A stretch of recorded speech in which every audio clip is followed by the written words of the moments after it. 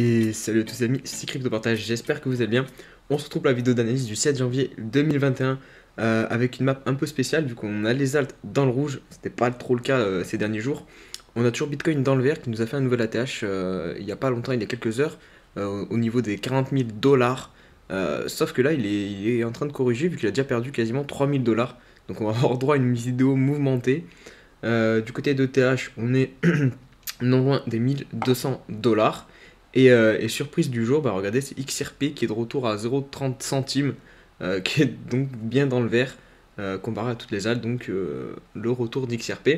On a Wi-Fi aussi qui nous fait une belle performance. Donc voilà, on va analyser tout ça comme d'habitude dans une partie de vidéo. On part tout de suite pour les news, allez, let's go.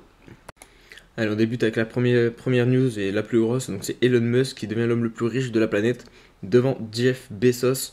Donc il pèse désormais presque 200 milliards de dollars grâce à Tesla qui vient notamment de dépasser Facebook en capitalisation boursière, il me semble. Donc voilà, on a un nouveau boss de la richesse sur Terre. Allez, on poursuit avec ce sondage que je vous ai partagé hier sur Twitter. Donc je vous demandais si vous pensez qu'on allait encore avoir un retracement de 20-30% sur Bitcoin, le fameux retracement dont je vous parle depuis un long moment. Personnellement, moi, je pense qu'il y aura toujours un retracement de minimum 20%. Donc on voit que là, les réponses sont plutôt équilibrées. Donc il y a 30% qui pensent qu'il va y avoir un retracement. Et il y a 36% qui pensent que ça va monter comme ça, to the moon, sans retracement. Et il y a 30 autres pourcents de personnes qui sont un peu perdues. Et je peux le comprendre, hein, parce que quand on débarque dans ce milieu-là de la crypto-monnaie, et surtout dans cette période où on empile les bougies vertes et les ATH sur ATH, on a l'impression qu'en fait bah, c'est normal et que bah, qu'il n'y aura pas de changement, quoi, que ça va continuer comme ça. Donc je comprends totalement les personnes qui sont perdues actuellement. On termine ces news par ce petit tweet du loup de la crypto, donc qui nous dit que le précédent ATH fait désormais peine à voir. Donc il est ici en 2017, on avait atteint les 20 000 dollars quasiment. Et c'est vrai que quand on compare bah, cette poussée complètement folle là, en 3 mois et le niveau qu'on a atteint les 40 000 dollars, c'est vrai que ce point-là, bah, on se dit bah, c'est ridicule. Et pourtant, rappelez-vous, quand on était ici au niveau des 20 000 dollars, 20 000 dollars, on trouvait déjà ça, enfin pour certaines personnes, c'était déjà extrêmement cher pour un bitcoin. Et comme quoi, la psychologie humaine, regardez, en quelques mois, on est maintenant 40 000 dollars le bitcoin et ce point qui nous paraît maintenant bien bien loin. Allez, on attaque cette analyse comme d'habitude par bitcoin. Donc il continue à nous faire des ATH sur ATH. Donc là, on est à 40 000 dollars qui a été touché. Attention, parce que ça peut être un prix psychologique, évidemment, les 40 000 dollars. Donc peut-être que la fameuse correction va venir ici. En tout cas, on s'est quand même bien fait repousser. Là, regardez cette bougie, là, on a touché les 40 000 dollars. Et dans la même bougie, on est venu au niveau des 36 500. Donc ça fait une sacrée différence. Ça fait 4 000 dollars en l'espace de même pas 4 heures. Donc un fort rejet. Maintenant, ça a été bien ravalé. Là, on est déjà de retour à 38 500. Donc pour l'instant, pas de signe de retournement de tendance. Et regardez, au niveau du RSI en 4 heures, ça fait depuis début décembre du coup qu'on n'est pas passé sous les 46 de RSI et on a rebondi plusieurs fois dessus. Donc ça va être à surveiller ça, je pense. Si jamais en 4 heures on vient s'établir sous les 46 de RSI, peut-être que ça sera le début du grand retracement. En tout cas, ça sera quelque chose à prendre en compte, je pense. Après, d'un point de vue la tendance, bah, elle est toujours haussière. Regardez, on fait des plus hauts de plus en plus hauts et des plus bas de plus en plus hauts. Il y a juste eu ici où on a failli casser la tendance, mais on s'est bien repris. Et finalement, on repart. Donc aucun signe de retournement de tendance sur Bitcoin pour l'instant, hein. En daily, la seule alerte qu'on pourrait avoir, c'est du coup qu'on vient travailler l'oblique haute de ce biseau d'élargissement. Donc là, on avait déjà un qu'on a cassé à la hausse. Ici, du coup, on en refait un. Donc là, théoriquement, bah, on devrait se faire repousser et revenir chercher le bas. Est-ce que c'est ce qui va se passer? Je sais pas, j'ai pas de boule de cristal. Mais selon les probabilités, enfin, c'est ce qui a le plus de probabilité de se réaliser. Mais pour l'instant, bah, en daily, pareil, il n'y a pas de retournement de tendance. Au niveau du RSI, bah, on est au-dessus des 70. On travaille évidemment des points hauts, là, à 88. mais ça veut rien dire parce qu'on peut rester longtemps en surachat, comme vous pouvez le constater ici, on est resté très longtemps en surachat. Donc voilà, c'est juste des éléments qui nous indiquent que le marché est extrêmement haussier. En weekly, j'en parle même pas. Je vais vous enlever ça, hop, hop. Pareil, regardez, on passe au-dessus de la résistance, donc des anciens plus hauts sur le RSI lors du bull run de 2017. Donc là, on est à 94,83. Et toujours pas la moindre bougie rouge en weekly. Et en mensuel, c'est la même chose. Donc voilà, sur Bitcoin, comment vous dire, je vais me répéter à beaucoup de mes vidéos qu'il faut attendre un retracement. C'est simple, si vous n'avez pas acheté de Bitcoin encore, faites du DCA. Et même si vous en avez déjà acheté, même moi qui trade un petit peu, je fais un DCA à côté parce que c'est compliqué dans un marché aussi haussier de prévoir des retracements, de savoir à quel moment on va trouver notre top temporaire. Donc on fait un DCA. En tout cas pour ceux qui veulent investir sur du long terme sur Bitcoin, et au moins vous avez un pied dedans et ça vous permet de ne pas regarder le train décoller sans vous, quoi. Donc voilà pour Bitcoin. On va passer aux alts tout de suite. Allez, on va attaquer les alts. Vous m'en avez donné un paquet à faire en commentaire. N'hésitez pas d'ailleurs à rajouter si vous en avez des nouveaux dans les commentaires de cette vidéo que vous voulez que j'analyse. Mais du coup, je vais essayer d'aller le plus rapidement au but pour vous donner mon point de vue sur le token en question, histoire que la vidéo ne dure pas trop longtemps. Donc là, on commence par ETH. Regardez, on va juste faire un weekly pour ETH pour voir qu'on est sur un niveau clé là, qu'on est en train de travailler. Donc c'est la clôture de janvier 2018 en weekly, donc 1236 $, et on voit qu'on est en train de batailler dans cette zone. Donc évidemment, il faudra clôturer au-dessus pour pouvoir aller chercher l'ATH par la suite. Et je pense que si jamais on réussit à péter l'ATH sur ETH, il y a des chances que derrière ça parte très fort, un peu comme nous a fait Bitcoin. On poursuit avec REN, donc REN, un token que j'apprécie beaucoup aussi. Regardez en weekly, c'est plutôt propre ce que nous fait REN. Donc on est dans un triangle ascendant. On a travaillé plein de fois la zone ici en haut. Pareil pour la trend en bas. Donc là, ce qu'on va vouloir voir sur REN, évidemment, c'est une cassure de ce triangle ascendant par le haut. Et ensuite pouvoir partir chercher la tâche. On va faire un pullback et to the moon derrière. Hein. Donc je pense que c'est le scénario normalement qui devrait se réaliser. En daily, on va voir rapidement qu'on est dans un gros range depuis un long moment. Et regardez ici, là, comme c'est intéressant, on a fait une énorme mèche et pourtant on est en train de se faire ravaler aujourd'hui, malheureusement. Donc on va pas réussir à clôturer au haut du range. Et c'est possible, encore une fois, qu'on retourne chercher du coup le bas du range une dernière fois sur REN. Tant qu'on ne clôture pas au-dessus, malheureusement, on ne peut pas dire qu'on part chercher plus haut. Le jeton de crypto.com, regardez ce qu'il est en train de nous faire, ça fait plaisir.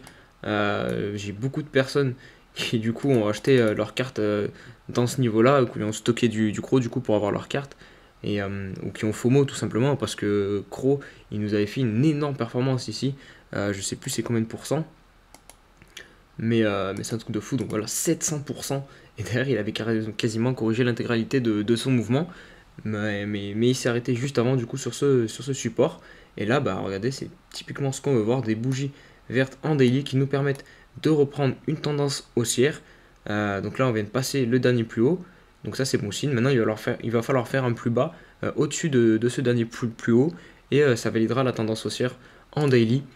En weekly, on voit aussi qu'on est en train de dessiner une belle bougie verte en weekly, donc c'est pas mal.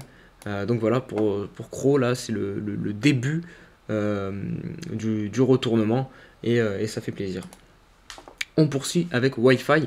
Alors Wi-Fi aussi, c'est très intéressant. Regardez, en weekly, on est dans un triangle de compression, et on est en train de le casser à la hausse. Donc on va falloir voir si on clôture au-dessus, parce que la semaine n'est pas finie, évidemment. C'est dimanche soir à 1h du matin, à chaque fois que les clôtures se font. Et vu la volatilité en ce moment sur le marché crypto, on peut très bien venir clôturer aussi. Hein. Je vous le dis, vraiment, on peut vraiment. Surtout si Bitcoin nous fait des moins 3000, moins 4000 $, on pourra très vite aller clôturer à l'intérieur de ce triangle de compression. Donc il va bien falloir attendre la clôture weekly. Et Wi-Fi aussi avec quelque chose de très intéressant. D'ailleurs, je me suis positionné un petit peu, j'ai racheté un peu de Wi-Fi parce que c'est un projet que que j'aime bien et du coup ça me dérange pas de le hold. Mais regardez, Wi-Fi contre Bitcoin, on est sur un niveau vraiment très intéressant, un point bas. Donc ici qui nous avait supporté et là pareil on vient le retester. Donc c'est un petit coup à tenter. Évidemment on peut évidemment aller chercher plus bas. Mais il se pourrait que le support fasse effet encore et nous repousse. Et donc Wi-Fi prendrait de la valeur contre le Bitcoin. On va faire Link aussi très rapidement.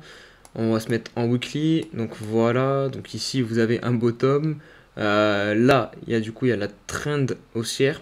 Même si on l'a pas beaucoup travaillé, on est juste venu la retravailler avec cette mèche très rapide. Mais et là aussi on avait du coup cette trend baissière qui nous avait stoppé pas mal de fois en weekly. Et là on semble s'y extirper. Déjà là on a potentiellement clôturé au-dessus. Donc ça serait cool qu'on puisse aller voir plus haut sur Link. En daily aussi on avait ce fameux canal haussier qu'on a réussi à réintégrer. En fait on a fait deux fausses sorties sur ce canal haussier. Une par le haut qui nous a complètement plongé chercher le bas et par la suite recasser ce canal haussier par le bas. Finalement on le réintègre. Regardez comme c'est parfait. On vient vraiment chercher le haut du canal. Et du coup on est de retour dedans. À voir si on va réussir enfin à clôturer au-dessus et aller chercher plus haut. Une bonne fois pour toutes et notamment la tâche à 20$ sur Link. On poursuit avec RLC. Donc RLC pareil, on a eu un gros range et là regardez, en fait c'est un peu comme Rennes d'ailleurs, je viens d'en apercevoir, mais regardez, là on a fait une belle mèche en sortie de ce range, mais finalement on est en train de se faire ravaler totalement aujourd'hui. Donc malheureusement je pense que ça va pas être encore pour aujourd'hui la sortie du range pour RLC. En weekly. Donc on a cette trend qu'on tient depuis le mars 2020.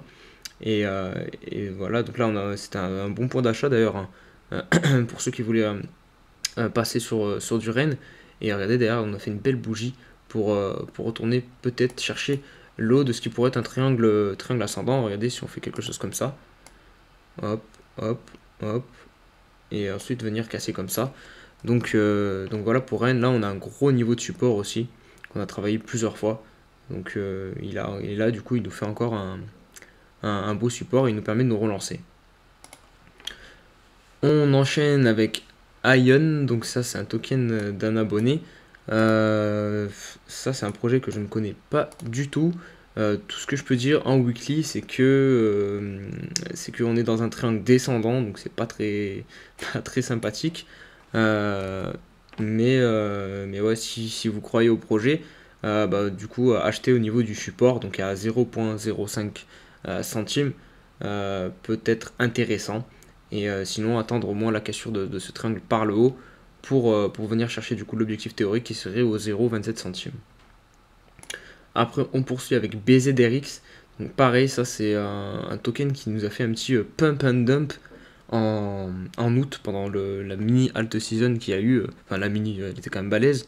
Donc il était monté chercher les 1,70$ et là il est à 20 centimes. Donc vous imaginez, s'il nous refait un pump comme ça, c'est 700%. Là c'est en 2 semaines, donc c'est énormissime. Et c'est clairement le genre de prestation qu'on va voir pendant ce bull run. Donc ça c'est un token qui est vraiment très intéressant. Surtout que là il est en train de ranger potentiellement entre 0,31 et 0,8 centimes. Donc si jamais il revient chercher les 8 centimes, ça peut être très intéressant de se positionner dessus vu les gains qu'on peut espérer avec ce genre de token. On poursuit avec Band Protocol, donc un peu la même pattern que Rennes et RLC. On semblerait en weekly dans un triangle ascendant. Là on est venu faire un plus petit en fait, regarde, un petit triangle ascendant ici avec cette ligne en pointillé là. On a à chaque fois clôturé ici en dessous en weekly et entre la trend ici, et là on vient de clôturer au dessus avec une belle bougie d'impulsion. Donc on pourrait venir rechercher la TH très prochainement sur Band. On continue avec Rose. Donc là on va se mettre en daily parce que ça fait pas longtemps qu'il a été listé. Et Rose, c'est très intéressant aussi vu qu'on fait un gros range entre 0.034 et 0.056. Donc là on arrive bientôt en haut du range, donc c'est pas le moment d'acheter. Sauf si on clôture en dessus et que du coup vous voulez tenter une sortie de range. Et ce qui est possible, parce que si jamais on clôture en dessus, on va sûrement aller voir des nouveaux niveaux de prix sur Rose. Mais sinon, si vous voulez la jouer plus safe, vous attendez à minima la médiane ici, parce que regardez ici on s'est fait, ça a servi de support plusieurs fois, et sinon le bas du range pour pouvoir jouer déjà ce premier trade, je dirais, jusqu'au 0.056, et ensuite si jamais par chance il y a la cassure, aller beaucoup plus haut sur Rose. Et on va terminer la vidéo donc par FTT, s'il veut bien s'afficher. Voilà.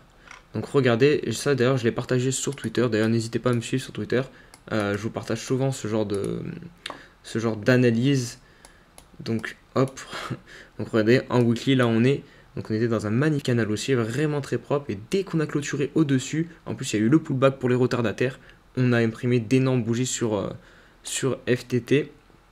FTX, pardon, donc qui nous a permis de faire un plus 100% en quelques semaines, donc très intéressant pour tous ceux qui avaient joué ce coup donc sur FTX. Donc voilà les amis pour cette vidéo, j'espère qu'elle vous a plu. Si c'est le cas, comme d'habitude, n'hésitez pas à liker, on est de plus en plus sur la chaîne, ça me fait vraiment plaisir, et à partager. On se retrouve demain pour une nouvelle vidéo évidemment. Je vous souhaite une bonne soirée, allez, ciao ciao.